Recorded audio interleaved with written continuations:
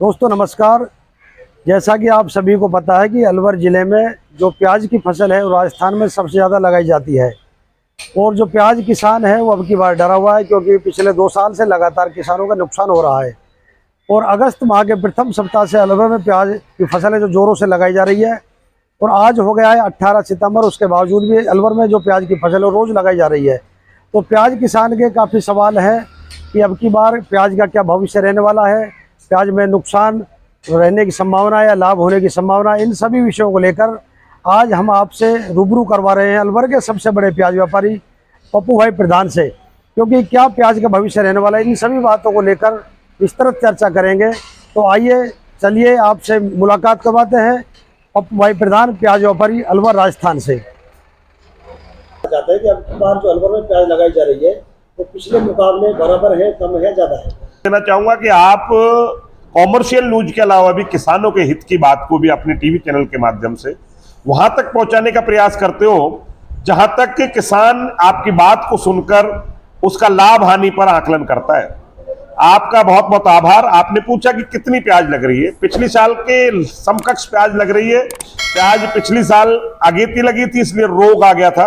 इस बार लोगों के पास पैसा नहीं था, कमजोरी थी, इसलिए लोगों ने फसल को बहुत ध्यान से लगाने का प्रयास किया और निर्धारित समय के अनुसार ही प्याज लगाई है और अभी तक प्याज का लगान चल रहा है। पिछले साल के समकक्ष प्याज लगेगी, उतनी ही प्याज धीरे धीरे लग जाएगी। प्रधान जी, ऐसा सुनने में आ रहा है कि अब की बार जो अलवर का किसान है वो डरा हुआ है, इस बात से कहां तक सहमत हो? ये बिल्कुल सही है, बिल्कुल डरा हुआ है। पिछले साल तेजी बहुत थी बीज में, कण का बीज बहुत महंगा था।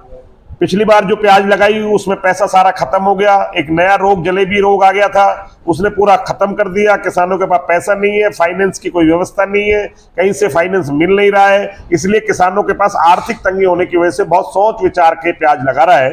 बाजारें प्याज के कण की बीज की बहुत कम है, इसलिए जिन्होंने कण लगाया उन्हें भी कोई बहुत ज्यादा मुनाफा नहीं है। 2000 के समथिंग बाजार चल रहे हैं, उससे सब किसान अपनी जो बनाई हुई उपज में बीज है उसको अपनी धरती पे लगा रहा है, इसलिए फसल पूरी लग रही है। क्योंकि आप व्यापारी भी हो और किसान भी हो, तो ऐसे में अलवर के किसानों की और बाहर के किसानों की उम्मीदें आपसे ज्यादा बढ़ जाती है, रहने की संभावना है। देखिए, किसी भी चीज के जींस के भावों के बारे में कहना एक बहुत बड़ी बात है। गर्भ में छिपी हुई चीज का कयास लगाया जा सकता है, परिणाम नहीं दिया जा सकता। मेरा ये कयास है, अभी तक जो चारों तरफ की रिपोर्टें हैं उस रिपोर्ट के आधार में अलवर के किसानों को प्याज के बहुत अधिक भाव नहीं लेकिन अच्छे भाव मिलने की उम्मीद नजर आती है। किसानों की उसकी लागत का मुनाफा मिलेगा, 2 पैसे बनेंगे।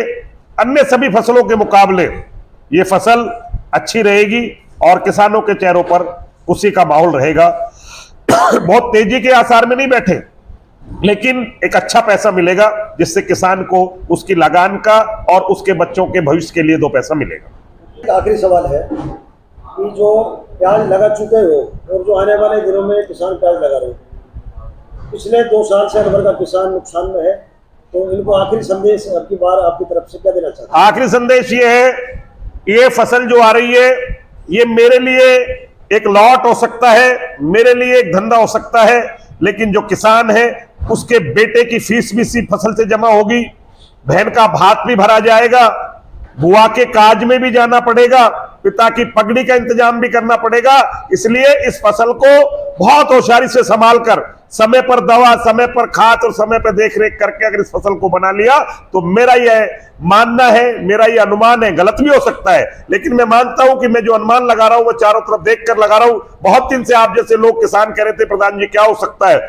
मैंने ये अनुमान लगाया है और मेरा अनुमान में अब के किसानों को उनकी उपज का एक अच्छा पैसा मिलेगा जिससे अलवर जिले में खुशहाली की लहर आएगी, ऐसा मैं भरोसा रखता हूं। जब तक किसान के पास पैसा नहीं होता है तब तक बाजार में भी पैसा नहीं होता है, जब तक किसान मजबूत नहीं होगा तब तक बाजार भी मजबूत नहीं होगा। ये जो फसल आ रही है इसे आप संभालें, होशियारी से बनाएं, पूरी बनने दें, ईमानदारी से मंडी में ग्रेडिंग करके लेके आए और ईमानदारी से बिकवा कर अपना पैसा नगद ले जाए।